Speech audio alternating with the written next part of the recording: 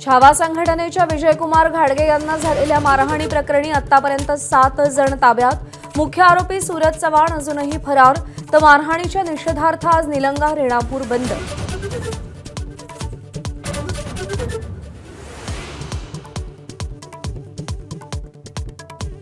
कल्याणमध्ये खासगी क्लिनिकमधल्या रिसेप्शनिस्टला मारहाण करणाऱ्या आरोपीच्या मुसक्या आवळल्या।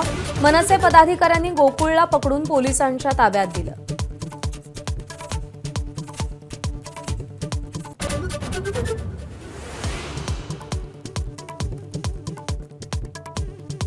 भाषिक वाद सुरू राहिला तर महाराष्ट्रात गुंतवणूक कोण करणार? राज्यपाल CP राधाकृष्णन यांचा सवाल।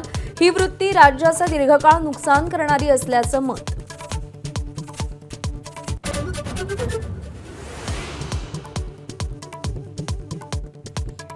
गृहराज्यमंत्र्यांविरोधात अनिल परब आज मुख्यमंत्र्यांना पुरावे देणार।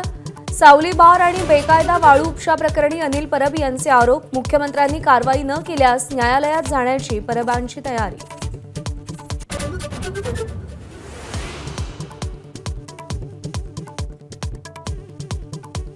संसदेत आजही गोंधळ होण्याची शक्यता। पहलगाम हल्ला, बिहारमधील मतदार यादीच्या तपासणीवरून विरोधकांची सरकारला घेरण्याची तयारी।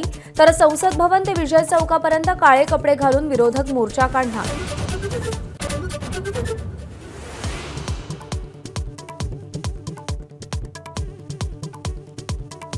पंतप्रधान मोदी ब्रिटन आणि मालदीव्सच्या 4 दिवसीय दौऱ्याला रवाना होणार।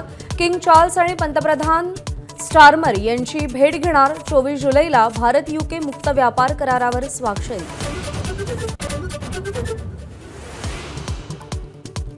राज्यात आज सर्वत्र पाऊस। कोकणात मुसळधार पावसाचा इशारा, तर विदर्भ आणि मराठवाड्यातही पावसाचा जोर कायम राहणार।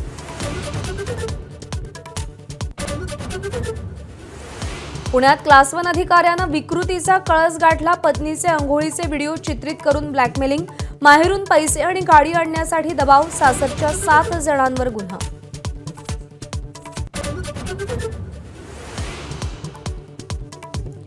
मँचेस्टरमध्ये आजपासून भारत इंग्लंड चौथा कसोटी सामना रंगणार। ऋषभ पंत फिट, तर नितीश रेड्डी, आकाशदीप बाहेर।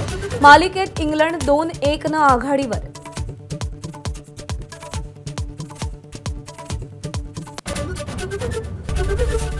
ABP माझा, उघडा डोळे बघा नीट।